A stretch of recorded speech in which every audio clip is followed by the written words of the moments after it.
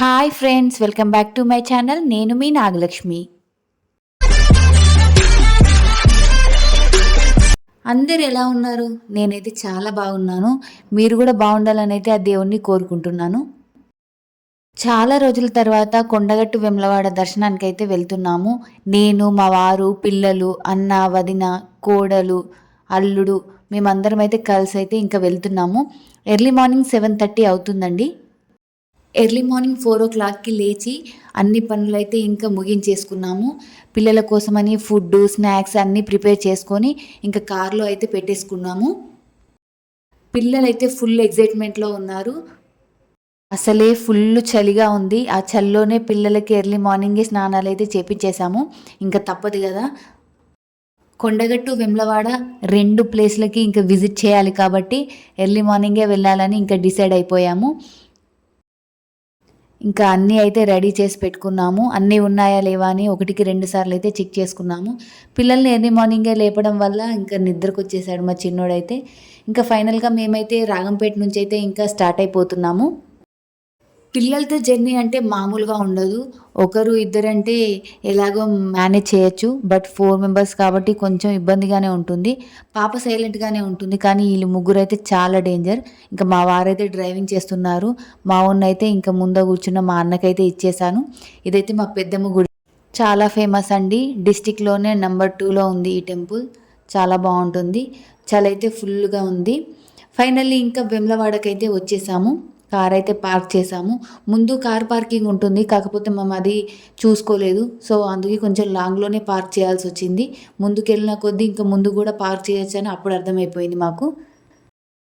Bags లోపల అలో ఉండదు. అందుకోసం అనేసి అయితే మేము కార్లోనే బ్యాగ్స్ అండ్ చెప్పులు అయితే పెట్టేసి ఇంకా ముందుకైతే వెళ్ళిపోయాము.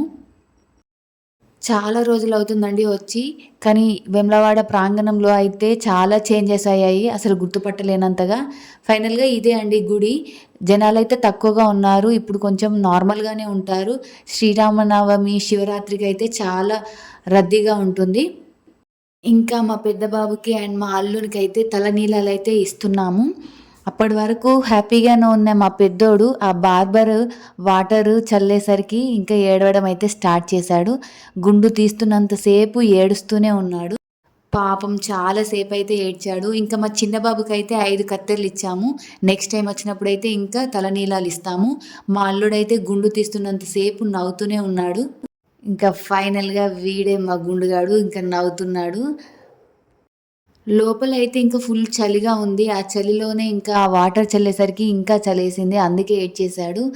ఇంకా ఇదైతే గుండం.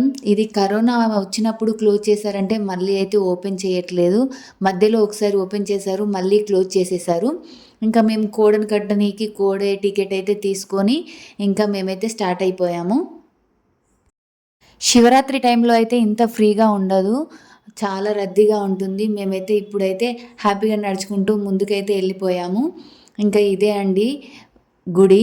ఫోన్ అయితే అలో ఉండదు. కానీ మా అన్న డిపార్ట్మెంట్ కాబట్టి మాకైతే ఫోన్ అలో చేసేసారు. అందుకోసమనైతే నేను హ్యాపీగా వీడియో అయితే తీశాను. కోడి టికెట్ అయితే 200 అండి. ఈ కోడ కట్టే ఆచారం ఎక్కడా ఉండదండి. ఓన్లీ వేములవాడలోనే ఉంటుంది. మనం ఈ కోడె కట్టడం వల్ల మనకి ఎలాంటి కోరికలున్నా నెరవేరుతాయండి. ఈ కోడె టికెట్‌తో పాటు మనకు ఒక లడ్డు అండ్ దానికి కావాల్సిన ఫుడ్ గూడా మనకు ఫ్రీగానే ఇస్తారు. మేమైతే ఇంక కోడె కట్టేసి ఆ దేవుడినైతే దర్శించుకున్నాము. దాని తర్వాతయితే హిందూ, ముస్లిమ్స్ ఒక్కటే అని చెప్పుకోనీకి ఆ గుడి ఎదురుగానే మనకు దర్గా ఉంటుంది. అక్కడ చిన్న పిల్లలకి, పెద్దవాళ్ళకి అయితే తాయెత్తులైతే కడతారు. ఇంకా దాని తర్వాతయితే మేము బయటికొచ్చేసాము. బయట ఉన్న ఇంకా శివుని విగ్రహాన్ని దర్శించుకొని, లడ్డూ, ప్రసాదాలు తీసుకొనైతే ఇంకా మేము వచ్చేసాము. దర్శనం అయితే ఇంకా చాలా బాగా జరిగింది. ఇంకా మేమైతే కొంచెం ప్రసాదం తీసుకొని ఇంకా అక్కడి నుంచయితే మేము కొండగట్టయితే ఇంకా స్టార్ట్ అయిపోయాము. ఎవ్వరైనా కొండగట్టు వెళ్ళే ముందు కంపల్సరీ వేములవాడ ముందు వెళ్తారు. అక్కడి నుంచి ఒక 40-45 మినిట్స్ అయితే పట్టింది మాకు. ఫైనల్‌గా ఇంకా కొండగట్టుకైతే వచ్చేసాము. కొండగట్టు కూడా ఇంకా చాలా వరకు డెవలప్ అయింది. ఇంకా ఇలా డెవలప్ చేస్తేనే భక్తులు ఇంకా చాలా పెద్ద ఎత్తున వస్తారు. చాలా సంతోషం అనిపించింది. ఇంకా అక్కడ కోతులైతే ఫుల్‌గానే ఉన్నాయి. కొండగట్టు కోతులతో సహా ఇంకా మా 4 కోతులు కూడా ఇంకా తోడయ్యాయి.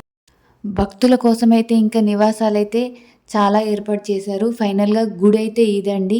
చాలా వరకు చేంజ్ అయింది. అంతకుముందు వచ్చినప్పుడు భక్తులు ఉండనీకి వర్షం పడినా, ఎండ కొట్టినా చాలా ఇబ్బంది ఉండేది. ఇప్పుడైతే అది ఏ ప్రాబ్లమ్ లేకుండా అన్నీ అయితే రెడీ చేశారు. ఇంకా కోతులైతే ఇంకా విపరీతంగా ఉన్నాయి. ఒక కొండగట్టులోనే ఇన్ని కోతులు కనిపిస్తాయి మనకు. ఇంకా కొండగట్టు అంటే ఒక చేదు జ్ఞాపకం ఏంటి అంటే, ఒకసారి నేను, మా అన్నయ్య, మా మమ్మీ వచ్చినప్పుడు ఈ కొండపై నుంచి లారీ అయితే బోల్తా పడింది. అప్పుడైతే చాలామంది స్వాములైతే చనిపోయారు. చిన్న పిల్లలు, పెద్దోళ్ళు చాలామంది చనిపోయారు.